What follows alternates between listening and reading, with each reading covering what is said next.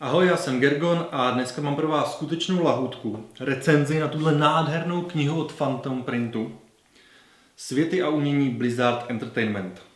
Je to naprostá pecka, ze který jsem hrozně nadšený, takže se společně podíváme, co tam všecko je a proč má smysl do tohohle rozhodně investovat.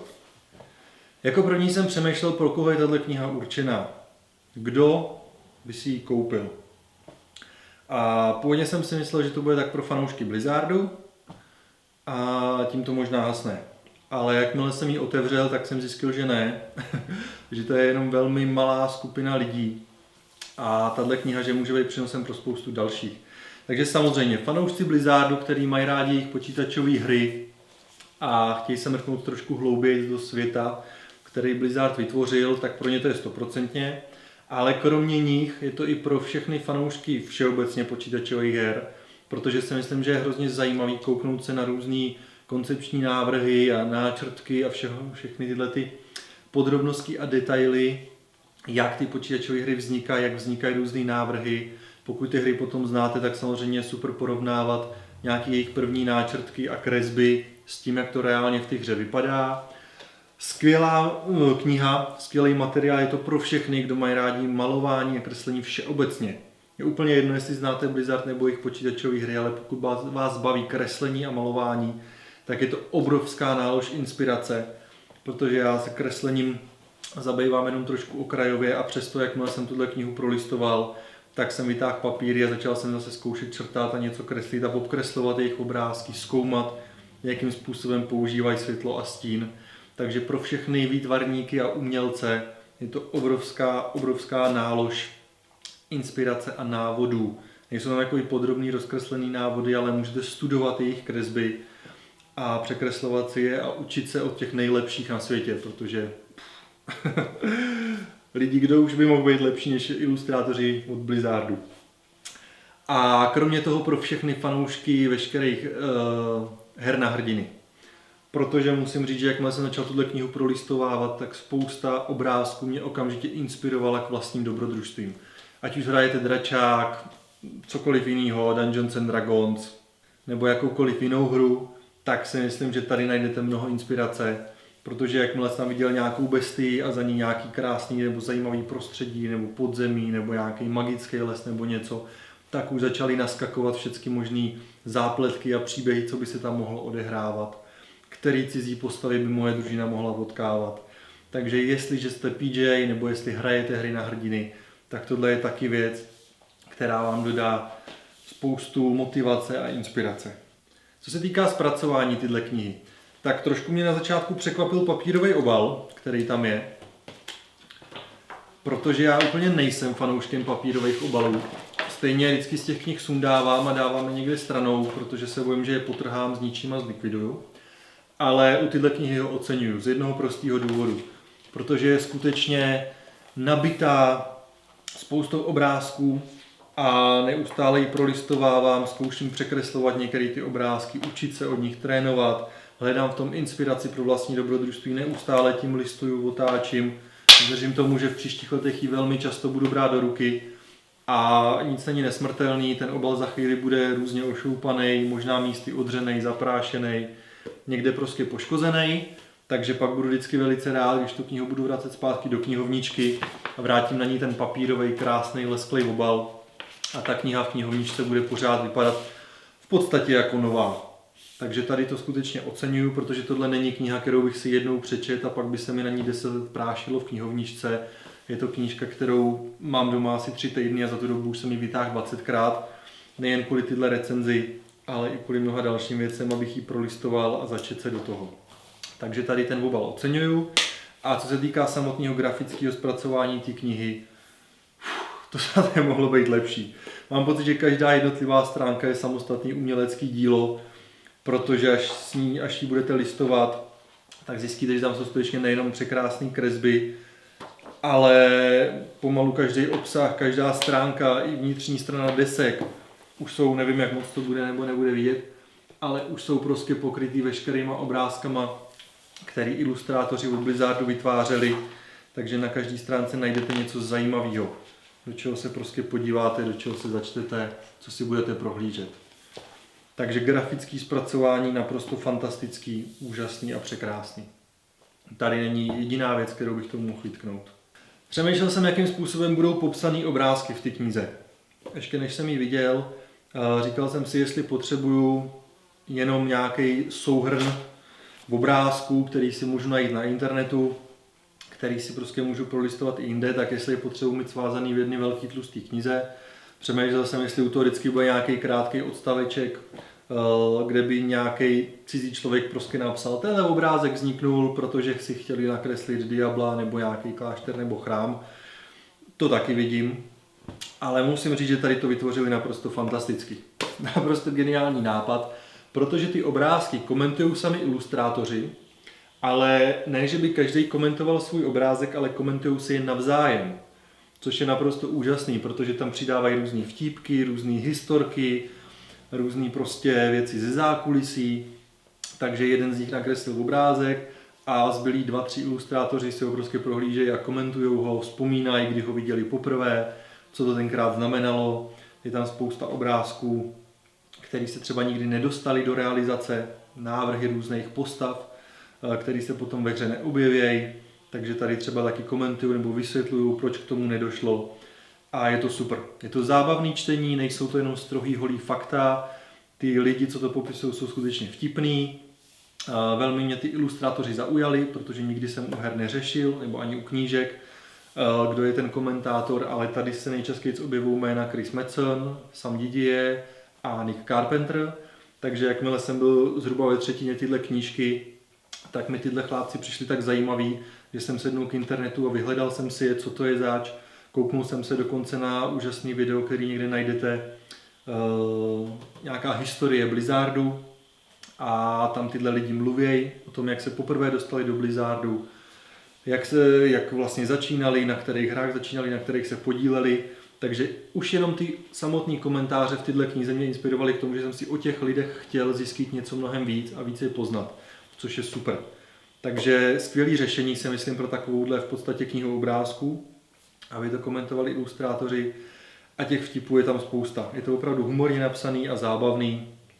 I to samotné čtení stojí za to. Člověk se podívá do zákulisí víc a pozná i charaktery a povahu těch lidí, kteří ty obrázky kreslí.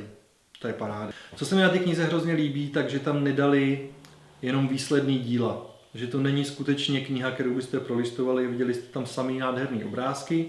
Dali tam spoustu těch polonáčrtků, prvních skic, jenom hrubě načrtnutých. I z toho nejstaršího období Blizzardu, kdy tak jenom čmárali na papír nějaký první návrhy, což se mi hrozně líbí, protože člověk aspoň vidí, s čím tyhle autoři začínají. Že to není o tom, že by sedli k počítači a vytvořili umělecký dílo, ale že opravdu začínají nějakýma náčrtama na papír a že to není žádná třeba super kvalita, čímž je nechci nějak jakoby snižovat jejich hodnotu, ale že skutečně nepotřebujete začínat tím, že byste tvořili něco složitýho, ale jenom pár čarama si navrhnout zhruba třeba co a jak bude. A pak je hrozně hezký, když třeba na stránkách vedle sebe vidíte jak ten náčrtek, tak i potom výsledný dílo. A vidíte, jak ten ilustrátor v podstatě postupoval, čím začínal a čím končil. Co se týká potom samotné knihy, jak je rozdělená, tak je rozdělená podle těch počítačových her, které jsou taková vlajková loď Blizzardu. První samozřejmě World of Warcraft, nicméně není to jenom o WoWku, je to i o veškerých dalších Warcraftech, to znamená tam najdete náčrtky i k těm prvním hrám, 1, 2, 3, jsou tam různý popisy těch postav a třeba i texty, jaký byl jejich původní příběh, proč se něco změnilo nebo nezměnilo a tak dále, ale hlavně spousta nádherných obrázků. Velmi zajímavý podívat se do historie. Já třeba nejsem fanouškem WoWka, hrál jsem to chvíli 2-3 měsíce, že jsem si zkusil nějakou postavu asi na 20. úroveň, 1 nebo 2 možná. Jo, takže skutečně nejsem fanouškem WoWka, ale ty obrázky jsou fantastický, je to krásně zpracovaný a je hrozně zajímavý i to pozadí. Jo, pokud člověk třeba jako já se zabývá natáčením filmů, tak je hrozně hezký podívat se třeba, jak vznikaly návrhy různých postav a charakterů, jak se třeba do charakterů promítnul ten vizuální návrh. Že třeba měli nějakou postavu, ilustrátor ji potom nakreslil určitým způsobem a do ty hry se to promítlo tak, že to změnilo charakter ty postavy, protože tam byly skvělý geniální nápady. tak potom přichází Diablo. Toho už jsem větší fanoušek. To jsem hrál hodně, 2 i 3, i 1.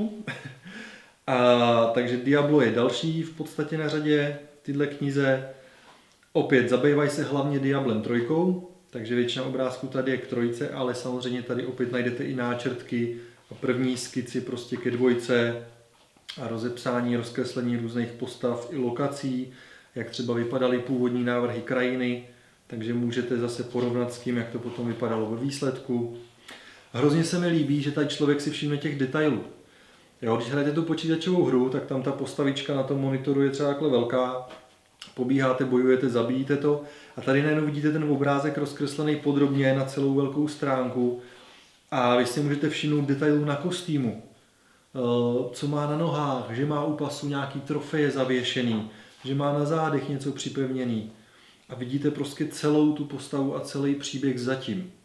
To je úžasná věc, hrozně se mi to líbí a hrozně mě baví právě tyhle detaily zkoumat, že postavu, kterou znáte ze hry jenom jako nějakýho trpajzlíka, který tam na vás útočí, tak tady se zblízka podíváte na všechny detaily jeho kostýmu, jeho zbraní.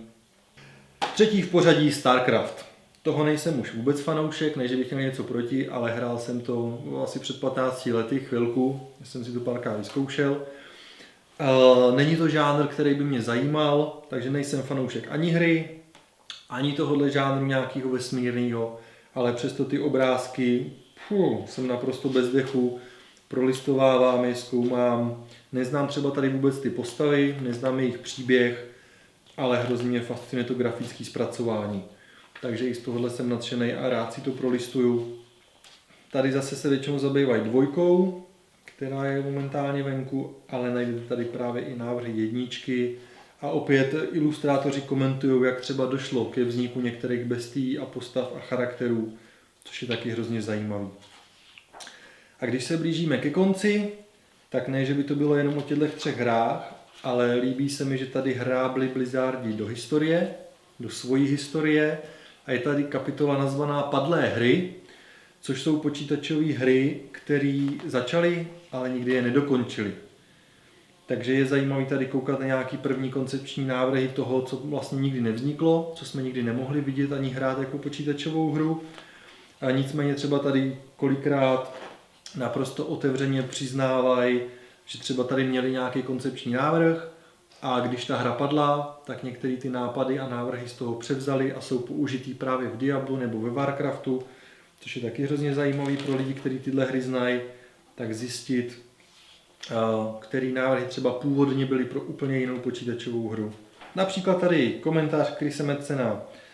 Je to ze hry Bloodlines, která nevznikla a Chris Metzen k tomu říká: tady máme jednoho lorda vesmírných upírů, Malganise. To jméno jsem měl prostě vždycky hrozně rád a když jsme ten projekt zrušili, použil jsem ho pro Warcraft. Takže pokud znáte Ganise z Warcraftu, tak tady uvidíte první koncepční návrh, jak měl vypadat jako vesmírný lord upír. Tak další hra, která nikdy nevznikla, Dennicen a tady nějaký dračí lidi, který taky potom použili jinde. A Ronin, velmi zajímavá hra, kterou bych si docela rád zahrál, nevím proč nevznikla, ale odehrávající se ve starověkém Japonsku. Tak a protože Blizzardi nebo minimálně jejich ilustrátoři mají úžasný smysl pro humor, tak poslední kapitola s názvem Co to sakra je taková humorná část, protože tady jsou veškerý, nebo ne veškerý, ale spousta jejich obrázků, které vznikly jako parodie na jejich hry. Takže Warcraftový trpaslík jako Santa Claus, různý vánoční blahopřání, kde se sešly postavy z Diabla, z Warcraftu i ze Starcraftu a spousta vtipných kreseb, krásně zpracovaný, takže i tady se můžete podívat na jejich humornou část. Mají fantastický smysl pro humor, hrozně se mi to líbí a jako závěrečná kapitola, kdy si umějí udělat legraci sami ze sebe, to je perfektní zakončení tyhle perfektní knihy. No, rejstřík umělců a jsme na konci. Tak, vrátíme zpátky obal papírovej a co se týká celkového hodnocení, přiznávám, že tato kniha je poněkud dražší, třeba oproti jiným uměleckým knihám, které vyšly v Phantom Printu, ale to proto, že má nevím kolik, 370 Skoro 400 stránek plných úžasných ilustrací, papírový obal, pevný desky, krásně zpracovaná, tlustá, velká, těžká bichle, která ale za to rozhodně stojí. Stojí za to, já jsem z ní nadšený, jsem hrozně happy, že jsem se k ní dostal, dlouho jsem se na ní těšil a když jsem ji dostal do ruky, tak ani v nejmenším mě nesklamala. Takže jak jsem říkal na začátku, všem fanouškům Blizzardu, všem fanouškům počítačových her, všem fanouškům her na hrdiny a všem fanouškům grafiky, malby, kresby všeobecně vřele doporučuji ze srdce, pojďte do toho, protože to za to stojí. Tak jo, díky, že jste sledovali tuhle moji recenzi, doufám, že se uvidíme i u nějakých dalších takhle skvělých a zajímavých knih a uvidíme se někdy příště.